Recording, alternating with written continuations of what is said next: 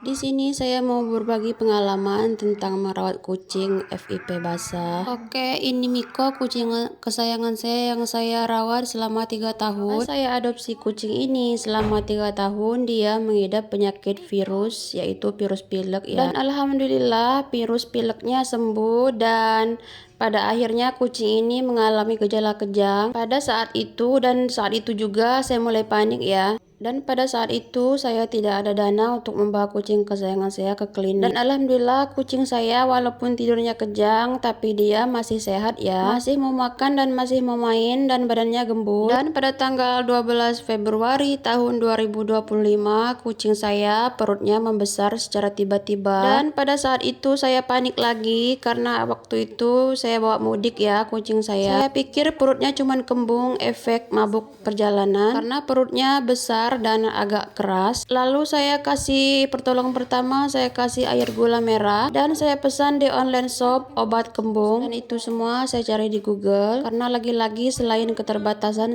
dana dan posisi saya berada di kampung halaman dan di situ juga tidak ada klinik hewan. Dan saya masih agak senang karena kucing saya masih enak makan. Bahkan makannya lebih rakus dari sebelumnya ya. Nah, mulai saya berpikir apakah kucingku cacingan. Dan setelah balik dari kampung, saya beli obat cacing. Lalu saya berikan dan saya juga beli di online shop obat FIP basah ya. Dan mungkin FIP basah juga tidak instan ya. Karena memang FIP basah ini virus yang sangat mematikan bagi kucing dan belum ada vaksinnya. Waktu itu karena kucingku susah bernapas karena kebanyakan cairan di perutnya, lalu saya kasih diuretik dan saya berhentikan obat FIP basahnya. Lalu pada tanggal 26 Maret saya pulang kampung lagi karena mau lebaran dan kucingnya saya bawa lagi pulang kampung. Lalu pada tanggal 28 Maret kucing saya mengalami kejang yang parah dan diare parah ya. Sampai-sampai kucing saya pup dan pip di lantai dan kakinya nggak bisa jalan. Waktu itu saya pikir kucingku akan lumpuh, tapi lagi-lagi di situ juga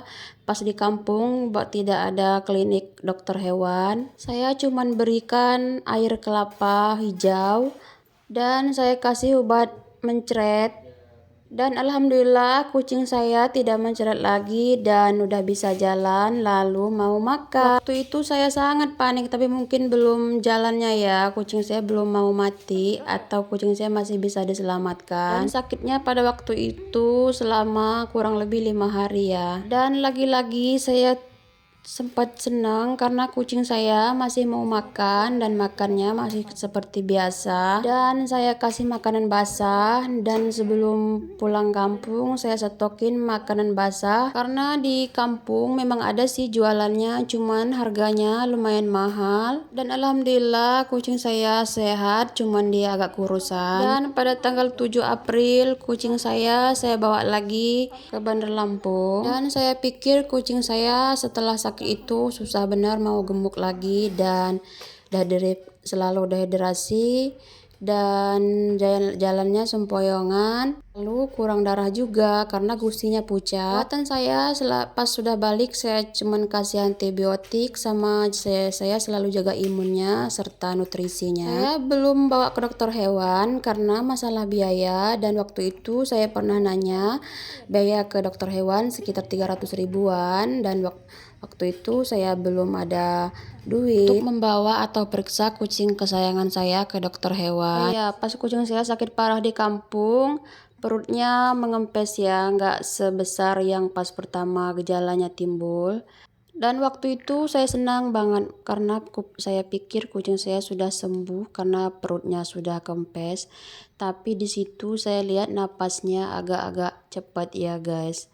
Gusinya pucat dan matanya cekung.